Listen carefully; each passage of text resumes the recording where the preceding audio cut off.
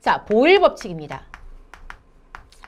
보일 법칙이라는 것은 기체의 부피와 기체의 압력 사이의 관계를 나타낸 법칙입니다. 됐습니까? 기체의 부피와 기체의 압력 사이의 관계를 나타내는 것으로서 둘 사이의 관계만 나타내기 위해서 우리는 조건을 붙이니 아주 중요한 조건입니다. 온도가 일정하다라는 기본 가정을 붙이고 시작합니다. 왜 그런지 아시겠죠? 온도가 증가하면 입자들의 움직임이 활발해지면서 기체의 압력이 변하기 때문에 난 기체의 압력과 부피만 관계 알고 싶거든. 그래서 이걸 일정하게 두는 거예요. 그리고 밀폐 용기에서 시작할 거예요. 자, 그럼 한번 예를 들어 볼게요.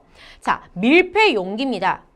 밀폐 용기에서 이렇게 4칸 정도의 부피 공간을 차지하고 있는 데다가 내가 이렇게 입자 4개를 넣어 보도록 할게요. 됐어요? 그럼 얘들은 막 미친 듯이 막 충돌을 할 거예요. 됐어요? 자, 부피는요. 몇 칸이냐면 4칸이에요. 됐어요? 그랬을 때 압력을 얘기해 봅시다. 기체의 압력을 얘기한다면 자, 기체의 압력은 일정한 면적에 얼만큼 충돌하는지를 얘기하는 거란 말이에요. 자, 우리 이 한 칸에 얼만큼 충돌하는지 비교해 봅시다. 그럼 4칸에 4개의 입자가 들어있다라고 볼 수 있으니까 한 칸에는 1개가 부딪히고 있다라고 생각해 볼 수 있겠죠. 그 압력을 우리가 1로 얘기할게요. 그러면 한 칸에 하나의 압력 1이라고 얘기할 수 있어요. 여기까지 이해됐어요? 내가 외부에서 힘을 가해서 이렇게 해서 부피를 줄여볼게요. 이렇게 줄일까요? 이렇게 줄여봅시다. 됐어요? 그때 밀폐 용기이기 때문에 입자의 개수는 바뀌면 안 돼요. 그럼 입자의 개수는 이렇게 한 칸에 2개씩 들어간 형태로 볼 수가 있겠네요. 됐습니까? 그럼 부피가 얼마로 줄어들었어요? 2로 줄어들었어요. 한 칸에서 충돌하는 것은 1개가 충돌하다가 2개가 충돌하는 걸로 늘어날 수밖에 없네요. 그럼 기체의 압력은 2배로 늘어날 수밖에 없어요. 이거 한 칸에 하나 부딪히는 걸 우린 1로 하자고 했으니까 2칸에 부딪히는 건 2라고 얘기할 수 있겠네요. 따라왔나요? 또 욱 힘을 가했어요. 그래서 밀폐된 공간 속에서 이렇게 부피를 또 줄여보도록 합시다. 자, 부피가 한 칸으로 줄어들었어요. 밀폐 용기라고 했기 때문에 한 칸 안에는 이제 4개가 이렇게 들어가면서 충돌을 막 해야 될 거예요. 마치 교실 안에 10명이 들어있다가 이 아이들을 모두 다 조그만 화장실로 집어넣은 상황과 똑같은 거예요. 그럼 한 칸에서 부딪히는 걸 1로 놓으면 이 한 칸에서 4개가 부딪히는 건 얼마라고 놓을 수 있겠어요? 4라고 놓을 수 있겠죠. 됐습니까? 지금 기체의 압력을 얘기하는 겁니다. 됐어요? 그러면 우리 이렇게 결론 내릴 수 있어요.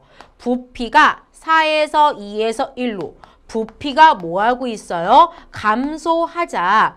압력이 1에서 2에서 4로 압력이 어떻게 되는 거 볼 수 있어요? 증가하는 거 볼 수 있죠.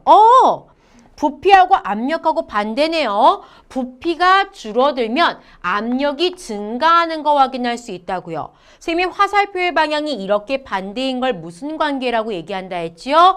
반비례 관계다라고 얘기했죠. 답 다 나왔어요. 보일 법칙이란 건 이것을 얘기합니다. 온도가 일정한 상태에서 기체와 부피와 기체의 압력은 무슨 관계이다? 반비례 관계이다. 이것이 바로 보일 법칙입니다.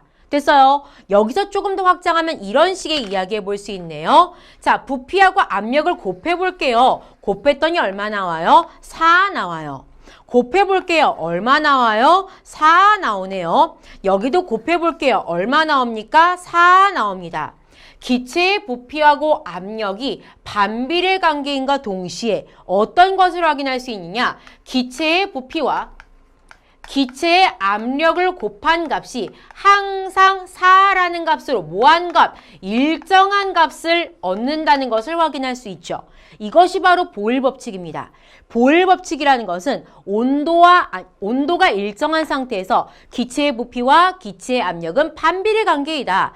그렇기 때문에 부피하고 압력을 곱한 이 2개를 곱한 값은요. 항상 일정한 값을 갖게 된다는 이야기죠. 이것을 그래프로 그리면 이렇게 그려볼 수 있습니다. 여러분들 이 그래프도 보셔야 돼요. 자, 이쪽을 부피라고 놓고요. 이쪽을 압력으로 놓을게요. 바뀔 수 있습니다. 됐어요? 그때 둘의 관계는 무슨 관계? 반비례예요. 여러분들 이렇게 생긴 그래프 보시면 반비례 그래프라고 보시면 됩니다. 자, 이 그래프가 의미하는 거 볼게요. 자, 압력이 1이에요. 압력이 2예요. 압력이 4라고 볼게요. 그때 부피가 압력이 1일 땐 부피가 4예요. 압력이 2일 땐 부피가 얼마였어요? 2였어요. 압력이 1일 땐 부피가 얼마였어요? 1이었어요. 이렇게 되는 거라고요. 반비례 딱 나오죠? 그때 압력 곱하기 부피한 값이 얼마? 4. 압력 곱하기 부피한 값이 얼마? 4. 압력 곱하기 부피한 값이 얼마? 4. 이 그래프 위에 있는 모든 점들은 다 얼마로 똑같다? 4라는 값으로 일정해진다는 소리죠. 이게 바로 보일 법칙입니다. 보일 법칙 끝. 보일 법칙은 일정한 온도에서 압력과 부피는 반비례하다. 반비례하기 때문에 압력 곱하기 부피한 값은 항상 일정하다. 예를 들어 드릴게요. 예. 이렇게 문제가 나옵니다. 0도씨 1기압에서 기체의 부피가 부피가 20ml였다. 질문 던집니다. 일정한 온도에서 혹은 0도씨에서 압력을 4기압으로 바꿨다. 기체의 부피는 얼마일까? 이렇게 묻습니다. 그럼 우리는 딱 보고 하셔야 돼요. 온도가 일정한데 압력이 바뀌었네. 보일 법칙 써야 되겠다. 보일 법칙은 압력 곱하기 부피한 값은 항상 일정하다라고 얘기했지. 따라서 압력 1기압일 때 부피가 얼마였어? 20이었어. 그럼 일정값 20이네? 그럼 앞으로 계속 20이 나와줘야 돼. 압력이 4기압으로 바뀌었어. 그랬을 때 부피 곱한 것은 얼마 나와야 돼? 20 나와야 된다고요. 이게 바로 보일 법칙이라고요. 압력 곱하기 부피한 값은 항상 일정한 값이 나와야 된다고요. 따라서 여기 얼마 되겠습니까? 5기압, 부피가 5ml가 된다라고 얘기할 수 있는 거죠. 보일 법칙이에요. 또 다른 예 들어볼까요? 자, 0도씨 1기압에서 부피가 100ml였습니다. 됐어요? 자, 똑같은 온도에서 내가 부피를요 50ml로 바꾸고 싶어요. 과연 압력을 얼마로 해야 될까? 이렇게 물어볼 수 있어요. 자, 우리는 일정한 온도에서 부피가 감소했네요. 그럼 압력은 증가할 거란 생각할 수 있겠죠. 그때 얼만큼 증가한지 계산은 어떻게 한다고요? 압력 곱하기 부피 1 곱하기 100이네요. 그럼 100으로 일정 값이 정해졌죠. 그럼 여기서도 얼마 나와야 돼? 100 나와야 된다고요. 네모 곱하기 얼마? 5를 한 것이 50을 한 것이 100 나와야 되니까 얼마? 2기압이다 라고 보시면 됩니다. 됐어요? 자, 이게 바로 보일 법칙이에요. 이런 상황이죠. 압력 2배 됐어요. 그럼 부피는요 2분의 1로 줄어요 라는 거예요. 압력 4배 됐어요. 그럼 부피는요 4분의 1로 줄어요 라는 얘기하고 똑같은 얘기라고요. 그래서 보일 법칙 이런 식의 내용들 계산할 줄 아시면 됩니다. 됐죠? 자, 그러면서 이런 보일 법칙을 생활 속에 있는 예시로 적용할 줄 아시면 되는데요. 엄청나게 많은 예시들이 나올 거예요. 그 예시들은 이따 화면 보면서 얘기하고요. 몇 가지에 대한 대표적인 것들만 보도록 할게요. 자, 일반적으로 위로 가면서 무언가가 커지는 이야기 나올 거예요. 자, 무슨 얘기냐면 이런 거예요. 자, 물속이 있어요. 물속에서 내가 이거 엉덩이야. 엉덩이에서 방구를 뽕 꼈어. 뽕 끼면 방구가 이렇게 가져서 이렇게 해서 팍 하면서 냄새가 팍 가는 거란 말이야, 여러분들. 그때 보세요. 공기방울. 내가 이거 엉덩이라고 했지만 이렇게 입으로 해도 돼. 갑자기 엉덩이 입으로 바뀌었네? 자, 뽕! 방구랜다. 입은 방구가 아니지. 공기방울을 뿜어냈어. 근데 공기방울이 위로 갈수록 점점 커진대요. 왜 그러겠느냐고요. 자, 보세요. 공기가 누르는 힘, 기압, 대기압이 있어요. 그리고 우리가 물속으로 들어가면 뭐가 있습니까? 물에 의한 압력, 수압이 존재하게 된다고요. 즉, 깊숙이 들어가면 뭐가 커지는 거예요? 압력이 커진다는 소리예요. 압력이 커지게 되면 부피가 어떻겠습니까? 기체의 부피는 작을 수밖에 없어요. 그래서 요만한 공기방울이었어요. 그런데요, 이것이 위로 올라가요. 위로 올라가면서 압력은 어떻게 되겠습니까? 작아지겠죠. 물의 양이 감소하게 되니까요.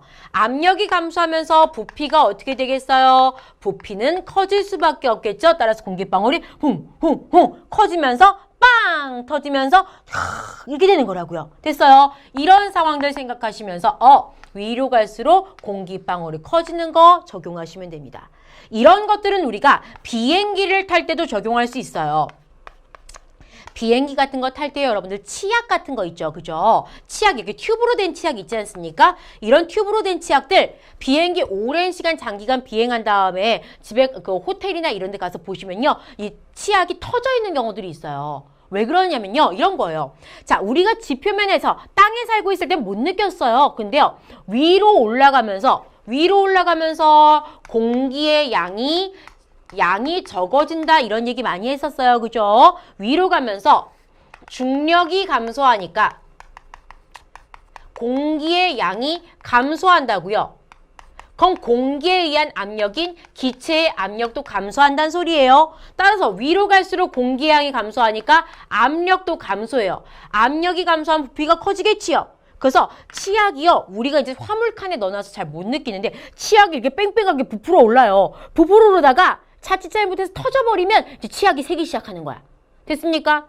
과자 봉지 같은 거 들고 가지 않습니까? 과자 봉지가 이렇게 있다가 과자 봉지가 빵빵하게 부풀어 오르는 거 확인할 수 있어요. 왜 이렇게 빵빵하게 부풀어 오르냐고요? 왜 위로 갈수록 커져버리냐는 소리죠? 왜 그렇다고요? 압력이 줄어드니까 부피가 커지는 상황이 되는 거예요. 됐어요? 그래서 이런 식의 것들, 비행기를 탔더니 뭔가 부풀어 오르는 이야기 나오면 이런 식으로 생각하시면 되겠습니다.